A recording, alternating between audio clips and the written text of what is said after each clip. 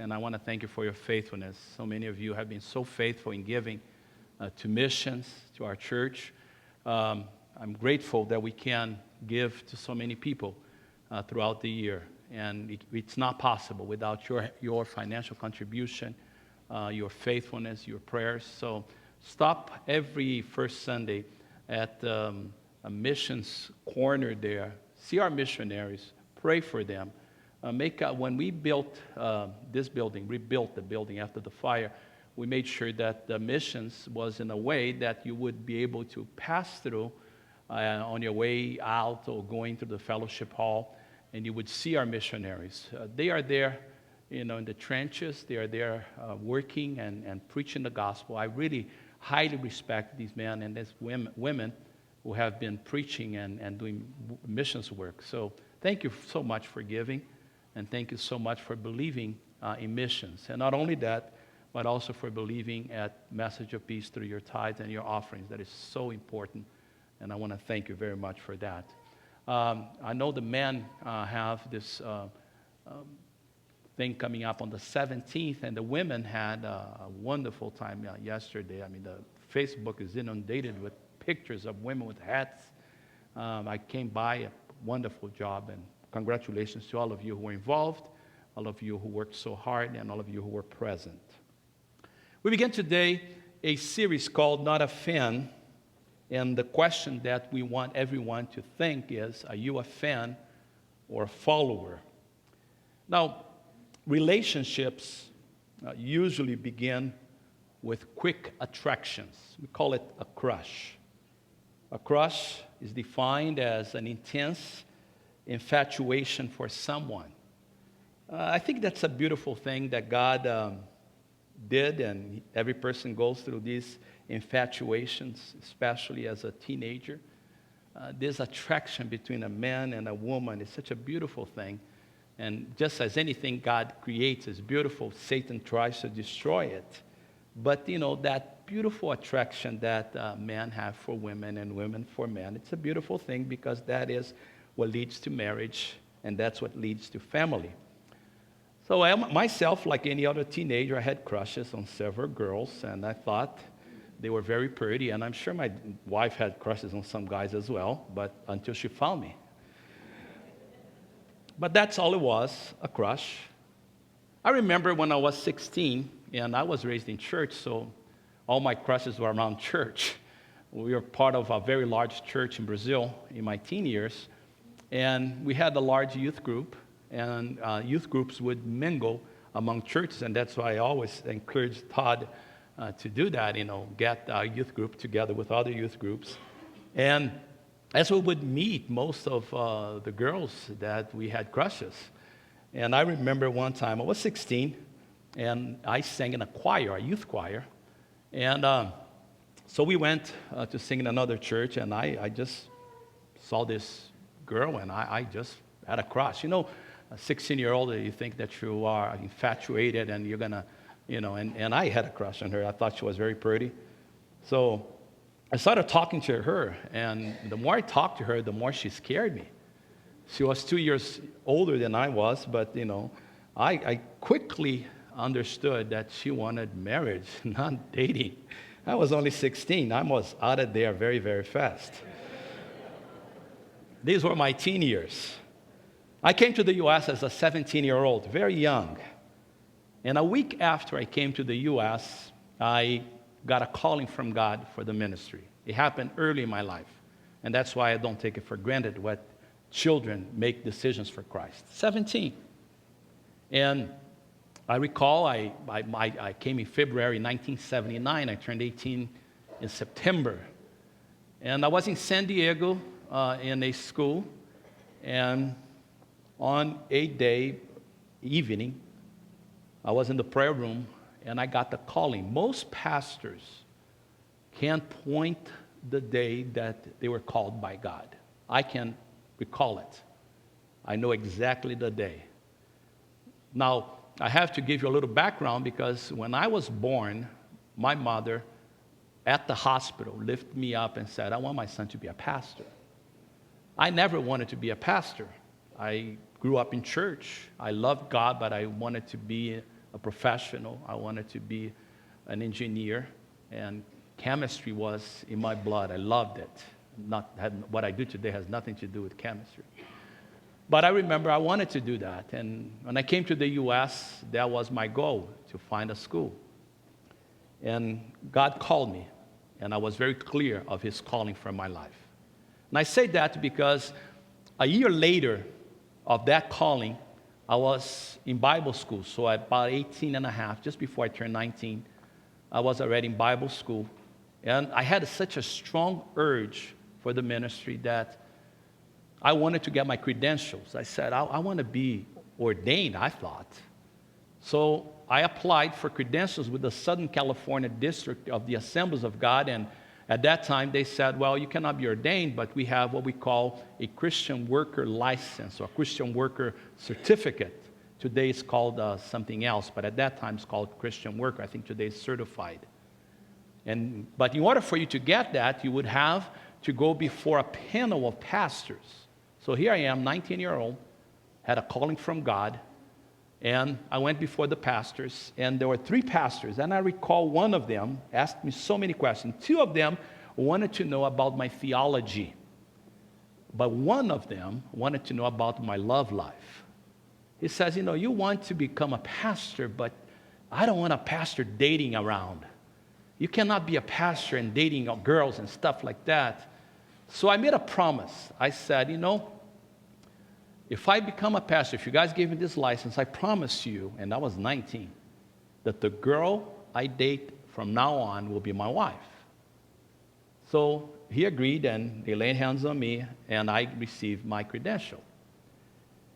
About 6 months later, I met this beautiful Portuguese American girl.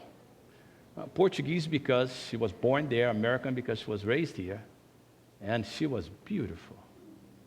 So that crush came back, infatuation. And I said, I like this girl, and I'm sure she liked me also. So that infatuation became an attraction. That attraction became a friendship because I had promised. I said, I promised. So Teresa and I started talking, and we talked and became friends for about 6 months. We talked quite a bit. Now, we only talked in Bible studies, church. I met her through her mother. Her mother became my first convert. I had a radio program, and the mother answered with a letter. She came over, started attending a Bible study, and then Teresa came, and I met her. So we became friends. And then about a year later, 2 years after the calling, I finally took the courage to ask her out.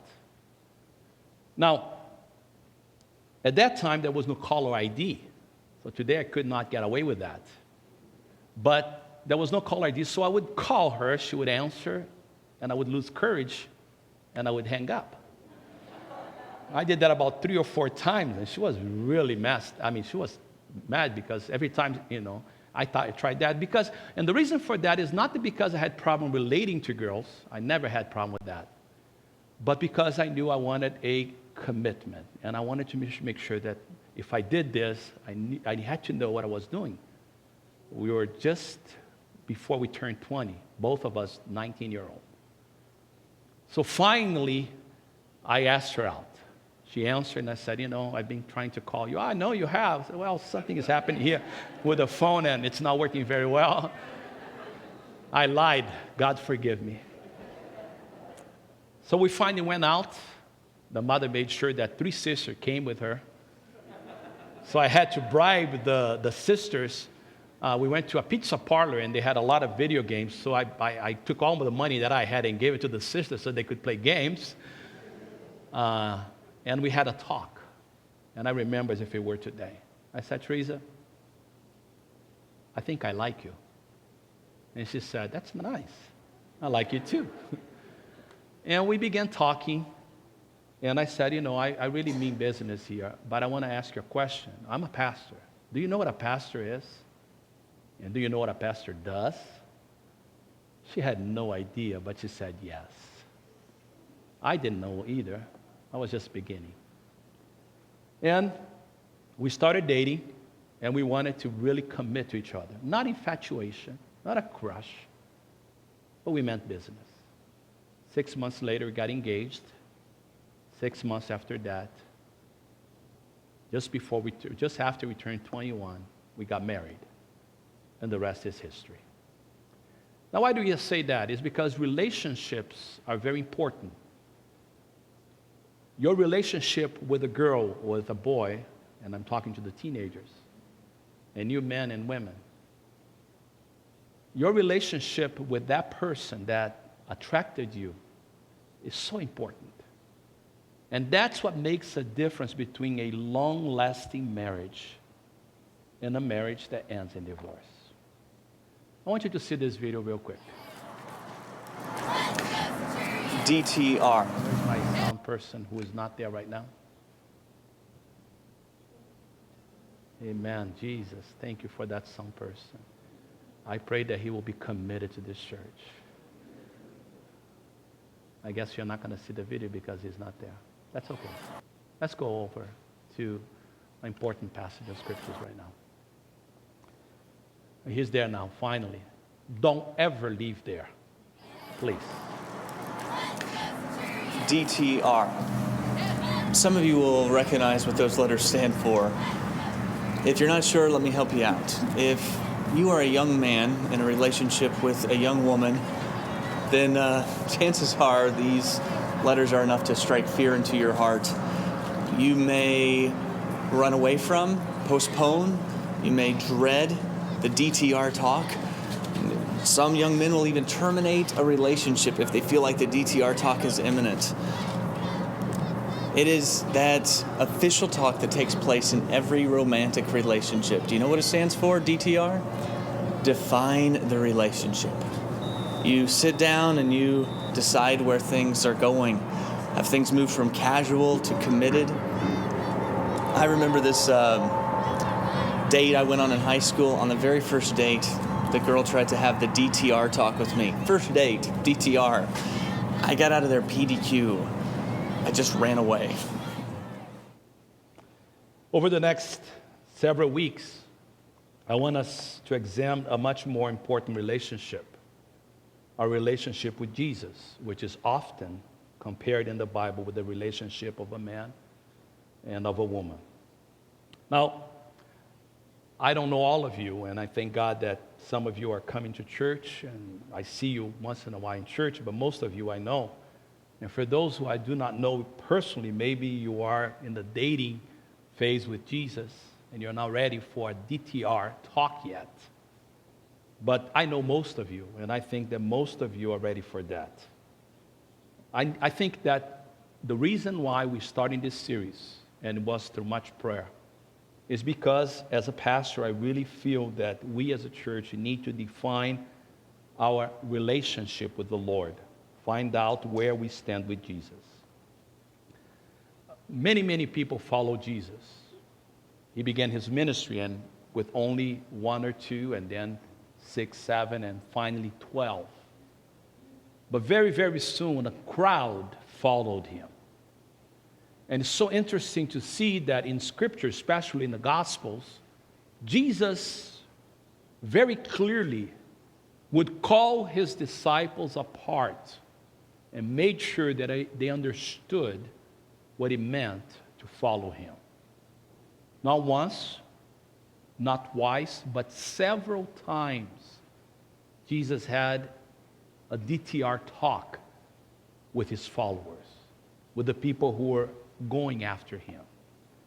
Now, this passage is so important. Luke chapter 9, verse 23, it's one of the examples of a DTR talk of Jesus. He said, if anyone would come after me, anyone who wants to come after me, he must. Would you say with me, must? Once again, he must deny himself. Do you see that comma there? That comma is there to say that it is the continuation of the first thought.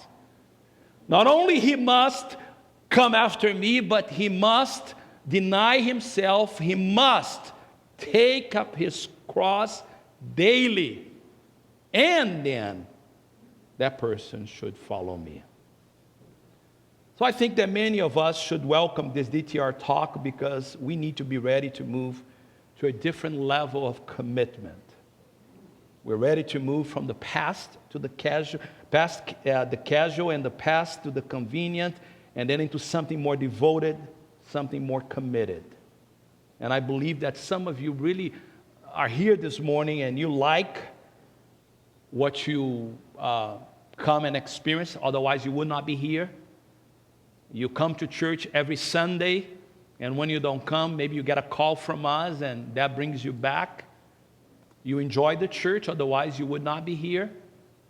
But my question to you is, are you a fan or a follower of Jesus?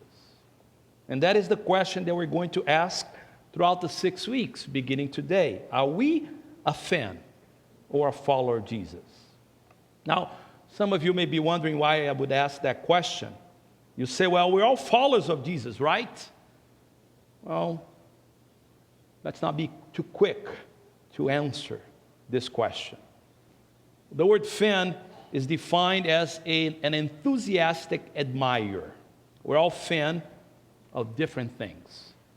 Yesterday, I came to help the ladies put the stuff back, but I made sure that I left very fast because there was a Warriors game. I've been watching the Warriors game, and they gave us a great run. It was excellent. I watched the game on Thursday. We beat them, and it was the 7th game, and it was exciting to see the Warriors play. I mean, I'm not a total basketball fan, but when it comes to the playoffs, especially if the Warriors is there, I'm ready for it. So I go home, and I start watching third quarter, and we were ahead, and then it was back and forth, back and forth. Last minute, my wife wanted to talk to me. You know how wives come after a whole day, and they want to talk? And it was the exciting part, because we're going ahead, and they're going ahead, and Teresa is saying, you know, what happened to the tea, and the ladies, and the hats? And then I finally said, hon, please, it's 1 minute only. I could see that she didn't like my answer. And she waited. But you know, 1 minute in basketball takes a long time. She finally got fed up and says, 1 minute? And she got up and went upstairs. I knew I had to do something about that, but I had to wait until the game finished. Unfortunately, we lost, but it was a great game. And when the 49ers play, I'm such a fan of the 49ers. I want to go to the new stadium. And I don't know about you, but I love soccer, and the World Cup is just around the corner. I'll be rooting for Brazil, I'll be rooting for Portugal, I'll be rooting for the U.S. I don't know if they play against each other, what's going to happen. My heart is going to be apart, but the root is there. I still cry out, Brazil, Brazil. I'm such a fan of sports. I'm not a good sport player. I never played sports very well, but I love sports. And I think that if we are not careful, we can become a fan of Jesus just like we are a fan of a sports figure. You know that Jesus never cared for fans? Jesus never cared. He was never impressed with fans. He never wanted them. He never asked for them. Jesus was not impressed with the crowd like we are. We're so impressed with crowds. We want people to love us. Jesus never cared for that. We have a tendency to come together once a week and be fans of Jesus. You know, we sit down on our seats. Most people applaud at certain times. They know exactly what's going to happen. When Pastor Todd is going to tell you, you know, just give a high five and welcome. If he doesn't do that, what's wrong with him? I mean, he didn't welcome us today, right? You know, and then we go home and we evaluate the message, the worship experience. Some of you are so good at singing. But the question is that all it is to church? I get the fact that some of you are really, really big fans. You know, some of you are fasting, finding Bible verses. And then we can feel very good about ourselves because we're great admirers of Christ. We love message of peace. We like the church. But if we be honest with ourselves, if we really search in our hearts and begin to define our relationship with Jesus, we need to ask three questions, and these are the three questions I want to ask you today. The first question is, why are you here this morning? Again, if you read the Gospels, Jesus at different points in his ministry would draw a line in the sand, and he would separate the fans from the followers. There's one passage in the Gospel of John chapter 6, interesting passage. John chapter 6 begins with the statement in verse 2 that many people follow Jesus because of the miracles. They saw the signs, they liked what they saw, and they would follow Jesus because of the miracles. Now, Jesus was great at that, so we know how he does. Chapter 6 of John. Beautiful chapter, long but beautiful. Jesus does one more sign, one of the greatest. He multiplied food because they were hungry. Just 5 loaves of bread, few fish. He multiplied the food and feed them. And then when everybody's excited about that miracle, remember that Jesus was not impressed with numbers. You know what Jesus does? He takes off and leaves them all by themselves, even the disciples. And then they find out that Jesus had left, and they follow Jesus, and they find him. So Jesus looks at them, and he says to them, I'm not fooled by you. You know why you're here? You know why you're following me? Now, Jesus is love, but love must be tough. Jesus says, you're here because you're hungry, and I fed you. You're not here because of what I'm teaching. You're here because you like what I do for you. It feels good. So Jesus gives them such a powerful speech. He says, I am the bread that came down from heaven. And then Jesus makes a statement that for us, it's a little harder because we don't have a culture of animal sacrifices. But they did, so they understood what Jesus said. Jesus said, whoever comes after me must eat my flesh and drink my blood. If you don't eat my flesh and don't drink my blood, you cannot be my disciple. Now they understood. You may not, but they understood. Because they clearly said, this is too hard. And chapter 6, verse 66 says, from that time on, many people left Jesus and would not walk with him. Why? Because to eat the flesh and drink the blood means that you are taking in that person inside of you, and it's not you who live anymore. It's that person who's going to live through you. They understood that. So Jesus clearly told them, why are you here? And that is the question. Why are you here? What is your because? It is because you like the food. By the way, we're going to have barbecue after the service, the second service today. And you say, oh, I love the barbecue. I love when we have coffee. Is that because you like the seats? They are very comfortable. You like the music? Is it because you like your kids in a good environment and that gives you hope that they can make good friends here, better than in school? Is it because your parents make you? You're here, you have no choice. Your parents give you no choice. Is that because your husband, your wife, asks you or expects you to be here? And that is great for a while. But at some point, we need to define our relationship. Why are you here?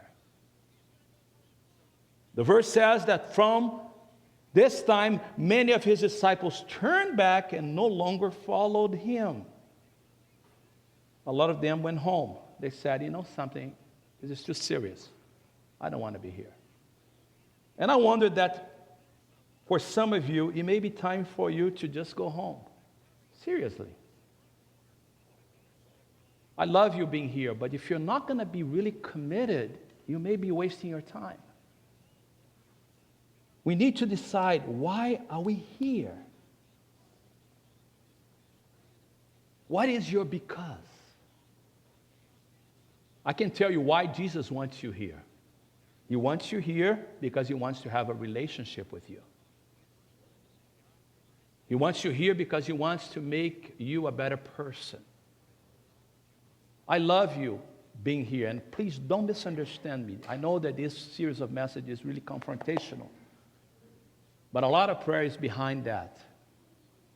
I hope that you're here for a reason greater than because my parents made me, because this is expected of me.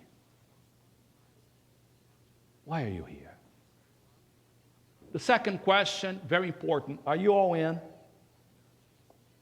Being a follower of Jesus requires complete commitment, not infatuation, not puppy love. Commitment. A follower will do whatever it takes to follow Jesus. They're absolutely loyal, completely committed. On the whole, we don't like a lot of absolute commitment. We like kind of a selective commitment. We customize Christianity, especially today, because there are so many options. You know, Pastor, you don't want me here? I find some other church. We understand that. I want you here. But I want you to be committed to Jesus Christ. You know, some people say, well, I will follow Jesus, but please, don't talk to me about money. I'll be here, but don't expect me to give to missions or my tithe. I'll be here, but, I'm not going to forgive that person. I'm not going to give up my grudge. It's my grudge. It's my resentment. I deserve it. Well, don't ask me to work on my marriage.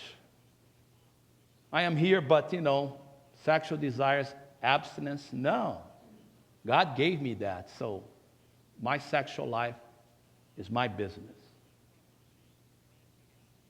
I am here, but, I learned in school that it's okay, so I'm going to do it. Don't talk about drinking, drugs, same-sex attraction. I'm a Christian, but don't touch there. You know something? There is no option. A Christ follower, Jesus says, must deny himself, take up his cross, and follow him. It's not a customized Christianity. There's no room for that. But if you answered correctly the question why you're here, then it will be pretty easy to figure out if you're all in. If you're here for the right reasons, you can say, God, help me. I want to be your disciple. Teach me. But I want to be committed. Had I gone to Teresa and said, I want to, don't even think about me and Teresa. Think about anybody. Anybody who is getting married. I see Jason and Adriana. And when you got married and Jason would come and Adriana would come, or any other couple, and you say, okay, I will be faithful to you, but only on Sundays. I'll be faithful to you Wednesday nights and Sundays, but every other day, it's my life. Would you have gotten married to her? Would you have married him? No. Who would?